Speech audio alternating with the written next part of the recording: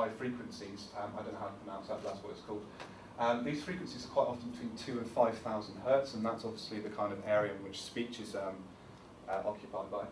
And bass frequencies tend to mask these particular frequencies. So what Helmholtz resonator does is, because it can extract a certain frequency from a compound sound, we are then able to make a Helmholtz resonator. The guy here is demonstrating himself putting the nipple into his ear there, extracting the sound or a particular frequency.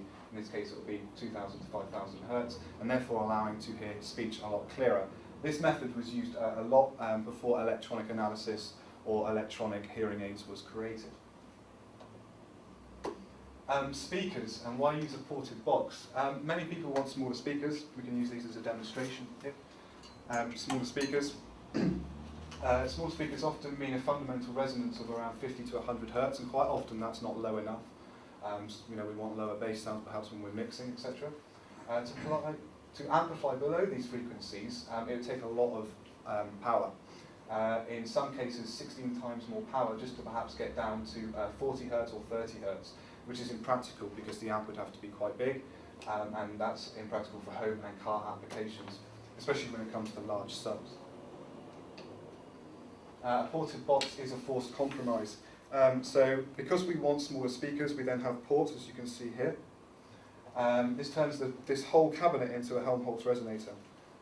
This generates artificial bass to represent the lowest notes, and these frequencies have a separate tonal quality. Basically, because they're not being produced by the amplifier, they're being produced by a more kind of like, not mechanical, but because they're being produced by the actual cabinet itself, by the outer box, they won't sound the same as those notes being produced by an amplifier, basically. They'll be a lot lower, and they'll be out of phase as well. The dangers of doing such a thing, well, when the speakers turn up rather loud and the cone's kind of moving quite fast, it can produce certain frequencies that will kind of, it will react with the box itself. So rather than having air coming out, it will have air going in because of the form that it's a Helmholtz resonator. Much like when I was talking about before, when you blow over the top of a bottle, it may produce a sound. A speaker could do exactly the same thing, which means that a speaker will act outside of itself. Now, there's the physics and the mathematics behind that is rather complicated, but basically what is happening is that because the cone here is producing a certain frequency, it will skim over the top of the Helmholtz resonator or the port, and it will produce a tone, right, which obviously is not desired. A lot of companies will put filter circuits within their speakers in order for this not to happen, but quite often with the lower kind of end speakers, it does happen, and they don't put filter circuits in there.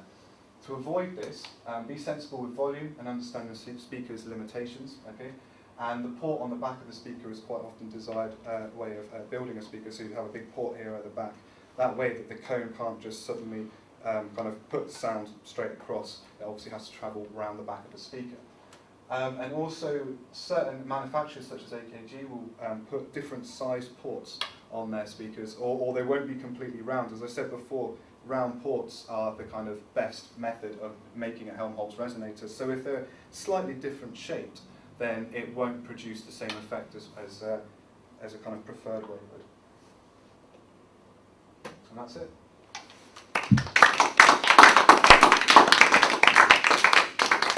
Brilliant.